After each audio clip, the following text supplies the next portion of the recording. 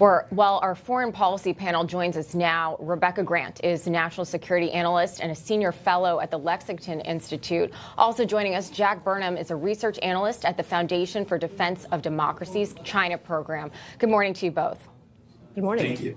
Dr. Grant, I'll start with you. We heard that report from Jody Cohen, and it definitely seems like a tenuous situation in Israel right now with respect to the ceasefire and having the ceasefire hold. So your reaction to the latest from Israel?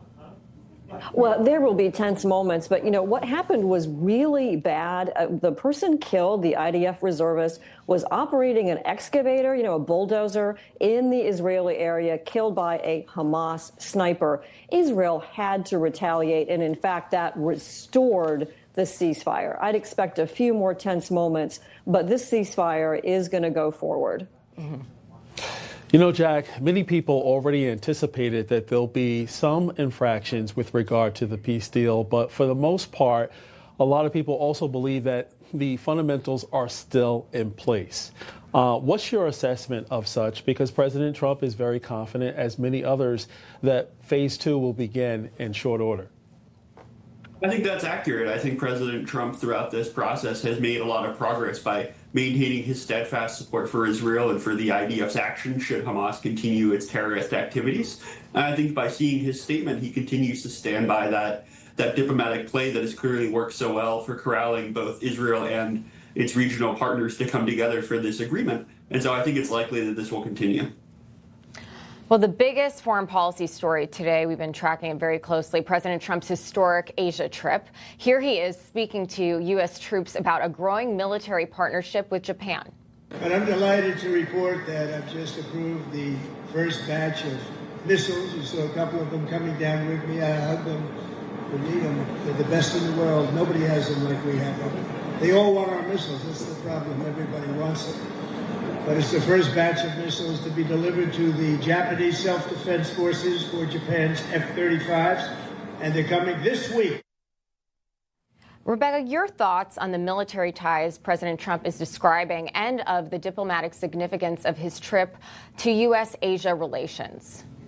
Well, Japan is a great military ally, and this image of President Trump with his hand on the missile, on the aircraft carrier, is a huge signal to China. That's an anti-ship missile. It's built to target Chinese ships. And so that reinforces the strong U.S.-Japan military ties. The economics are a big focus with tariffs and the trade deals. But remember, this is also shoring up our deterrence of China's aggression in the Pacific. And I think Trump is doing a great job.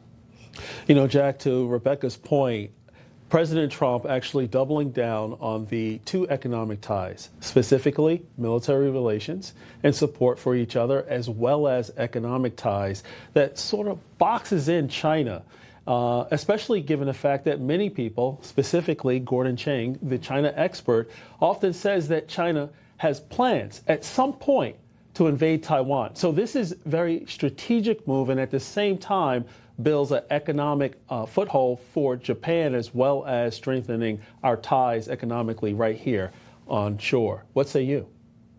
I think that's entirely accurate. I think as President Trump has said, economic security is national security and military security is national security. I think throughout President Trump's trips, whether it be signing rare earth agreements with ASEAN to ensure access to these critical minerals that go in everything from your computer to your F-35,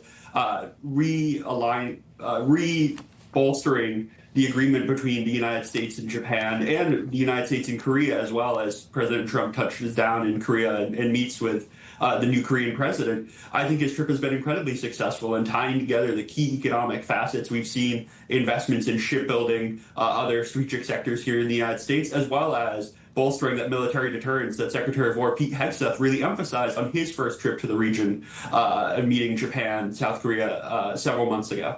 Mm-hmm. Well, turning to the war in Ukraine, Russian President Putin is testing President Trump's patience per usual, now boasting about a successful test of a nuclear-powered cruise missile called, quote, Flying Chernobyl. Putin claims the missile traveled nearly 9,000 miles in over 15 hours, and President Trump was asked about Putin's saber rattling. Take a listen.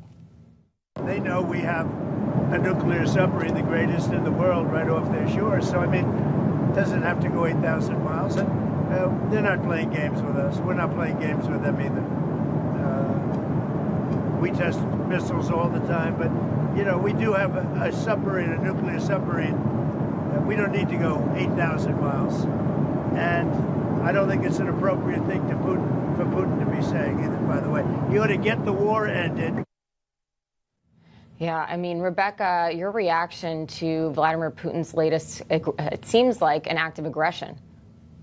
That missile test tells me that Putin is really getting worried, whether it's the talk of tomahawks or, you know, possibility of even putting, you know, additional military aid for Ukraine. And hey, that missile, he's got like, what, one of them, and it's a subsonic missile. It can be seen from space. It's not as survivable or as effective as he thinks it is.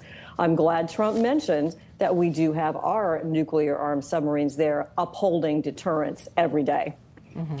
You know, Jack, the thing is, nothing surprises me with regard to Putin's move, whether it be this latest missile, whether it be the drones flying over several NATO countries. What is his end goal?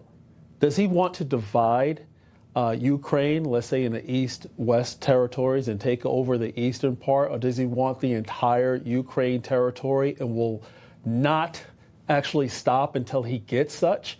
What's his end game here? Because people are actually perplexed, including President Trump, that has tried so many different tactics with Putin. I think Putin's been incredibly clear from the beginning what his end goal was, and there's a reason why his generals packed their dress uniforms in the first week of the invasion, hoping that he would take over Kyiv and have a military parade once he did so. I think his aim is to subjugate all of Ukraine, and certainly to not stop there, to reconstitute what he believes to be the proper borders of the former Russian Empire. And I think this missile test is a sign continuously, not only for its technical capabilities, but also its political signaling. Putin has used the possible threat of nuclear weapons to encourage both Europe and the United States to self-deter, to consider not sending military support to Ukraine. And I think this test is an example of that once again. But I don't think that Putin does. I think his end goal has not changed, and I think he's continually played out these negotiations because he believes that through a variety of feints and other types of activities that he can continue to push the borders of Russia continuously. Well, use of nuclear weapons is a no-go. So I don't know what he's planning, but yeah. That's actually might lead to his disaster as well. Right, an act of desperation. Rebecca Grant, Jack Burnham, thank you both for your great insights this morning. Appreciate it. Thank you. Thank you.